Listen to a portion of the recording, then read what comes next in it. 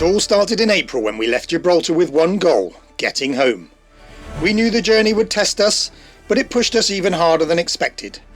Relentless long days and a voyage neither of us truly wanted to take, forced by necessity rather than seeking adventure. Every leg had its challenges, and this final stretch was no exception. But after everything, the exhaustion, the moments of doubt, the seasickness and setbacks, we've finally made it. This is the last crossing. This is home.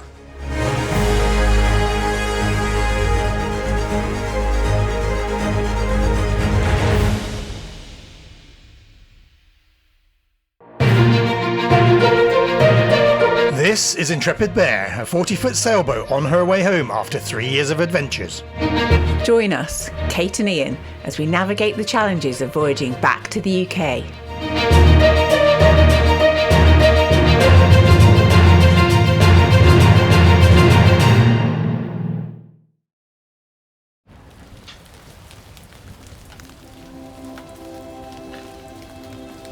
Now this is a rather grey Brest Mulan Blanc Marina. It's a nice marina actually, it's very well protected. It's a bit more out of town than the one we went to before, but really protected. We've had some strong winds here. So it's we've been here 5-6 days now. The weather's just been horrible. The forecast is not one I really want to sail on. I'd like a nice westerly 12 to 15 knots with flat seas, like you might expect in July, but for some reason the weather is doing silly things. Kate said she was going to interview me when I get back to the boat about my feelings, but I don't really want to be too negative in front of her. I'm absolutely dreading it. I've got to be absolutely honest, I'm dreading this sail. The seas are meant to be 1.5 meters, which is probably fine downwind, gusting to 25 knots. Probably fine downwind because that's only the gusts. But after the Biscay crossing, I'm just dreading the seasickness again, and really don't want to do it. If there was any other way, I wouldn't do it. It's just, I'm absolutely dreading this last sail. And when we've done it, that's it. We have got no more sails. No more long sails that we have to do basically ever. It's just been crap since Gibraltar. It's just been dead against us the whole way, and it's been so hard, and I'll be so pleased to get home. So yeah, that's what I'm feeling about this passage. I know the anxiety is going to make it worse. It's a circle. I'm anxious about seasickness. Will probably make me more seasick. It's just, yeah. Hopefully we'll get out there, it'll be a lot flatter than I think, and everything will be fine, but who knows until we get out there. So it's actually brightening up a little bit. It's 20 to 12. We're just making our way down the Rad de Brest. We've had to get a real fine balance because the wind's coming from the south. We've got to have the tide going north in the Chenal du Four because we don't want the strong tides in the Chenal going against the wind, and we need the tides in the Chenal du Four to go with us.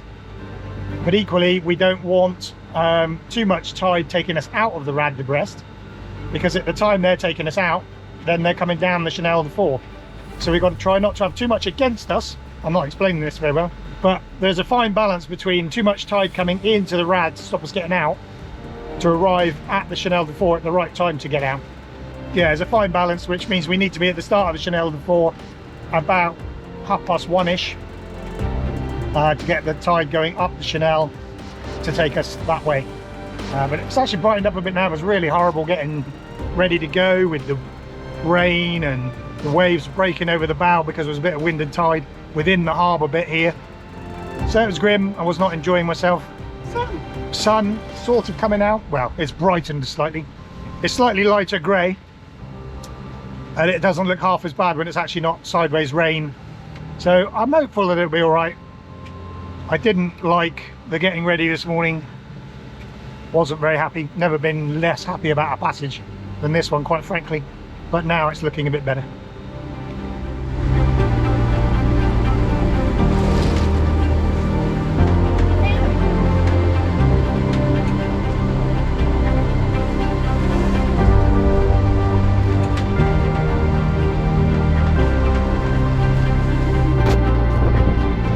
Don't have a camera that can see that far, but there's white water further down the entrance to the Brest harbour, and this waves are getting really steep. Boats are going out, which suggests they think this is the right time, but we've still got 3 knots of tide going out, hitting the incoming swell. So we've bailed for an hour. We're going to go around the back where we anchored I don't know whether I'll anchor or just drift, have lunch and come back out, see where we're at. The trouble is it's 2 hours down from here to Chenal du Four, and once the tide changes and we're coming in, that'll flatten the sea, but it also will be punching quite a heavy tide trying to get out, so we've got to try and get that real delicate balance. 1 hour later and we ventured back out into the teeth of it. Conditions were improved, but as these are the improved conditions, you'll soon see why we bailed out earlier.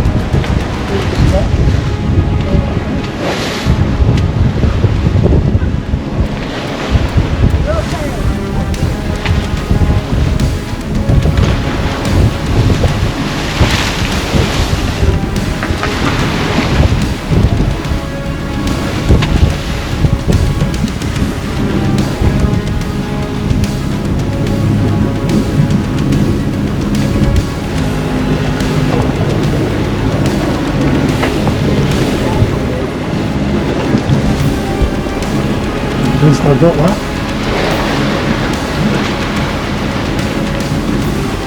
Not sure you can see it on this camera, but just beyond this point it does look a lot flatter. Hopefully there's less tide over there smashing into the incoming wind, so we might be going slower because there's less tide, but hopefully it'll be flatter because we won't be smashing all these waves. Fingers crossed.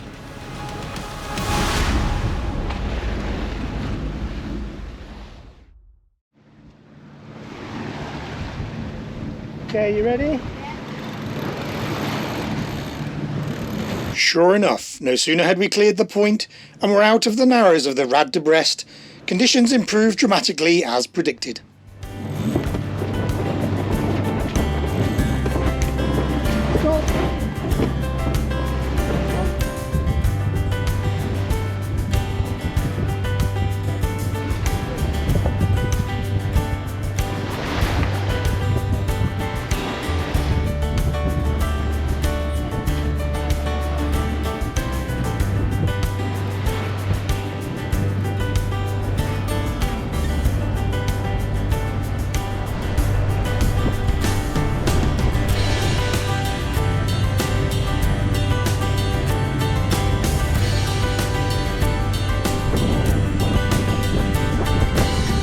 And as we turned north into the Chenal du Four, the conditions became idyllic, although we kept the engine running to boost our speed.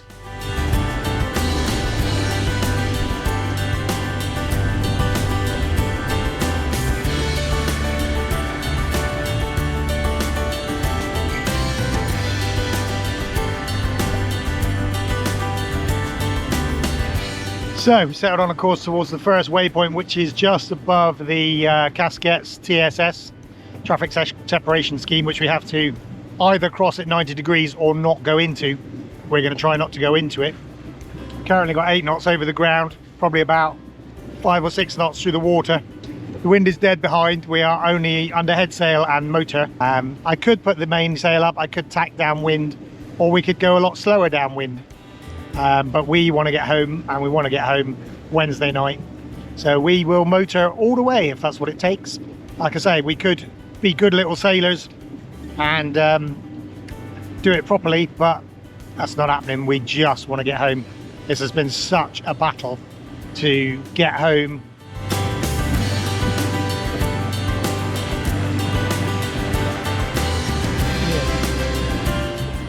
Slightly different attire to July last year. Yeah, I'm wearing an awful lot of stuff.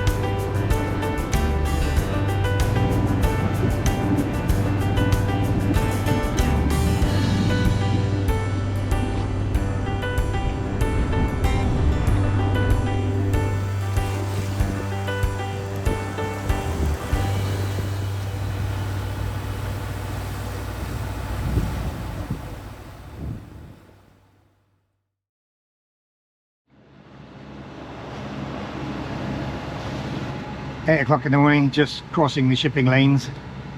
Now got a lot of ships going back and forth, just had to dodge across them.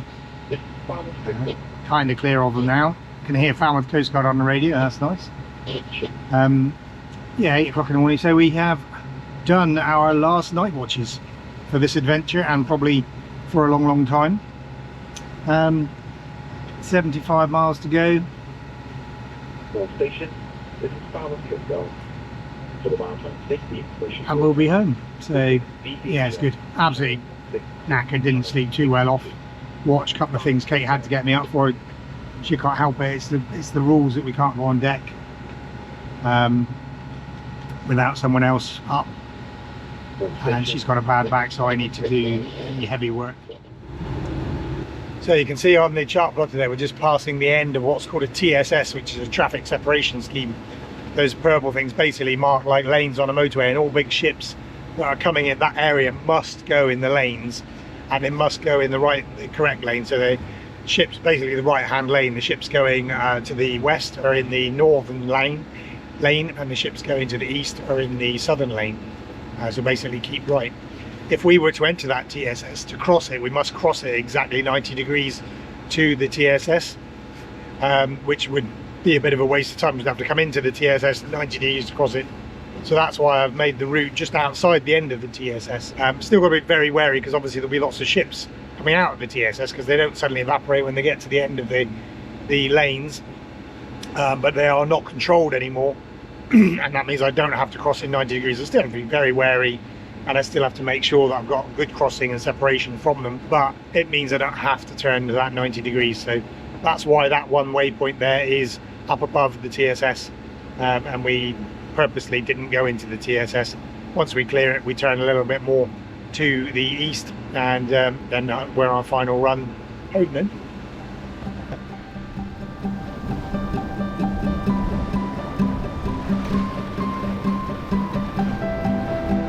I had to check with binoculars, but land ho!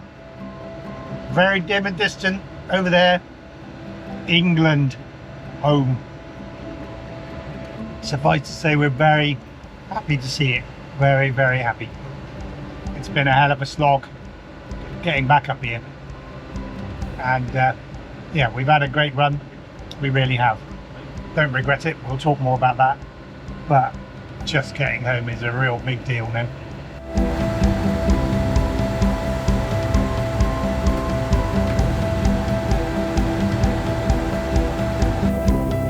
As the familiar Dorset coastline grew clearer, the tide was starting to flow against us, and the wind was building from astern. The weather gods decided to give us one last kick up the arse.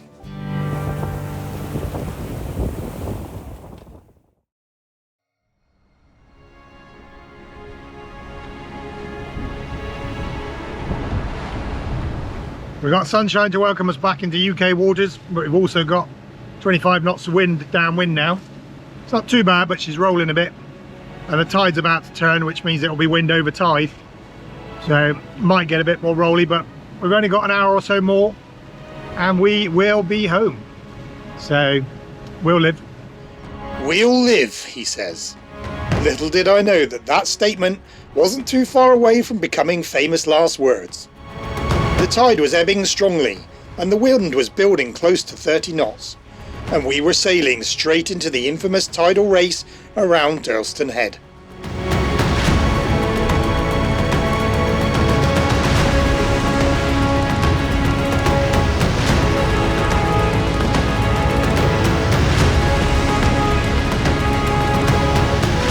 The weather gods were never going to make the last bit easy, were they? Last kick in before we get round the corner.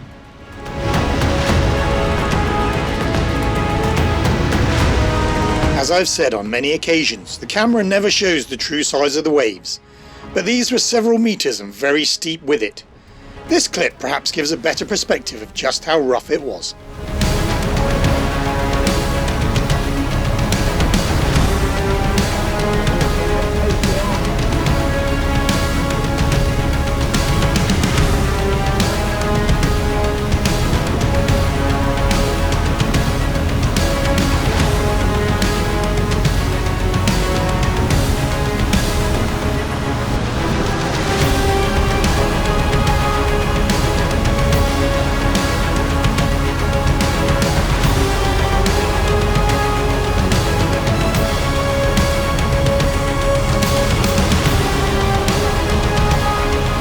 With that one last kicking came one last rant about my love of sailing, and it was a doozy.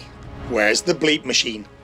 It's absolutely horrible, and it's just typical right at the end of the trip. We just can't make progress. We've got like 2.5 knots. Well, I know the tide is strong here, but you can't time the tide out of Brest and time the tide here and time the tide up to Chenal du Four. It's just impossible. And this is just awful. It's taking an eternity. We're getting chucked about absolutely all over the place. It is awful. Right at the last second. And if ever there was an epitaph to our sailing, this is it. Because we are not sailing ever again. On reflection, it would probably be fair to say that a lot of that frustration came from the fact that I should have known we needed to be several miles further east to avoid those overfalls. Fortunately, we did make it through in one piece, and as we rounded Durlston Point into the protection of Swanage Bay, the sea flattened and the emotion and relief was intense. Well, I heard him talk to you earlier, and that was just, I've been down below because the seas are getting so big, it just makes me so anxious. I'm no help. I think I got a bad back at the moment as well, so I'm just down below lying in the bunk because it's easier. I came up for the last sort of half an hour to see what it was like. It's the worst seas we've ever been in. State of me, I reckon the seas were a good 5 to 6 meters behind us. One wave just nearly caught over the back of the boat. It was hand steering. It has been such a battle. I didn't want to do this.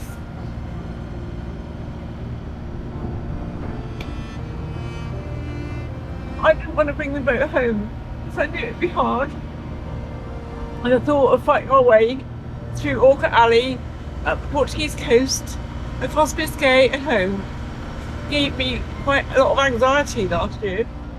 And many times I didn't want to do it, but I committed to doing it because I started the journey and needed to finish it. And now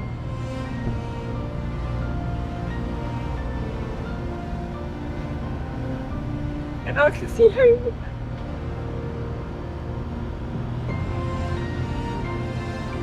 It's been a fantastic time, but just this last 3 months has been such a battle. And it's so nice to see home. We took our home with us, and that's just a physical thing, but home is also something in your heart. And we're home.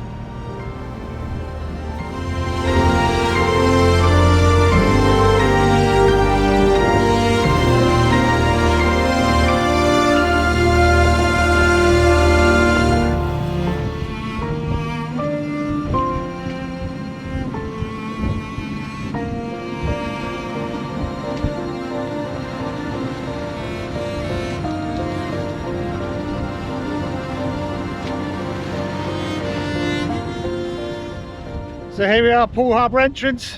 Just over 3 years since we came out of here, saying that we may never come in again. Well, things change. We've now done a circle and we are home, back in Poole Harbour, and it feels good.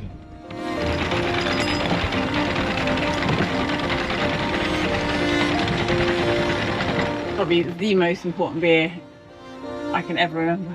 Certainly up there with Lacquer, that's for sure. Cheers. Cheers, baby. I am knackered. What a day. We're home. We're home, Poole Harbour.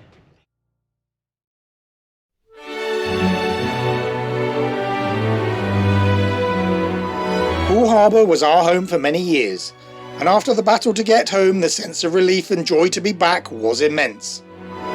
Like any country, the UK is not perfect, but it is home, and her green and pleasant lands are stunning. Take it away, Catherine. And did those feet in ancient time walk upon England's mountains green? And was the holy Lamb of God on England's pleasant pastures seen? And did the countenance divine shine forth upon our clouded hills? And was Jerusalem builded here among these dark satanic mills?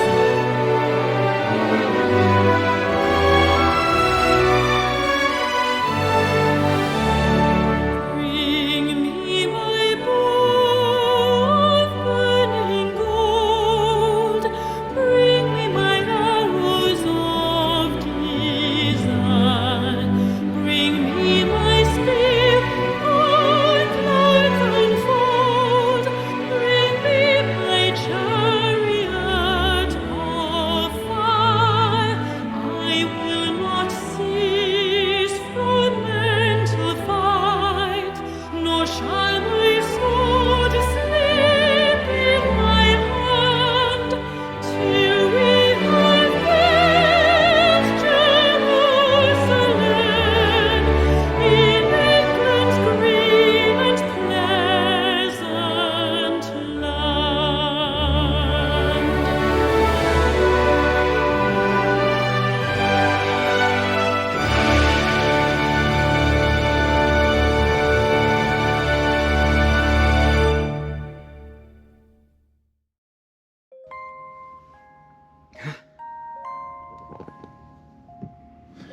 What?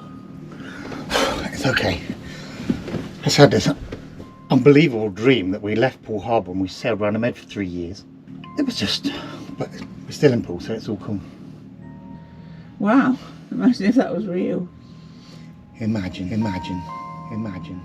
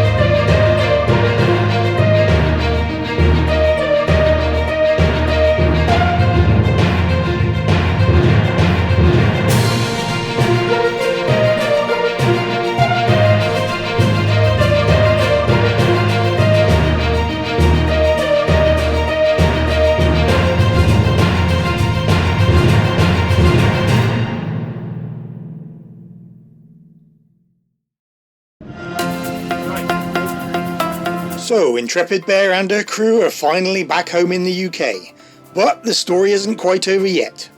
Please do join us next time for one final voyage and a fond farewell to the bear as we prepare for adventures anew.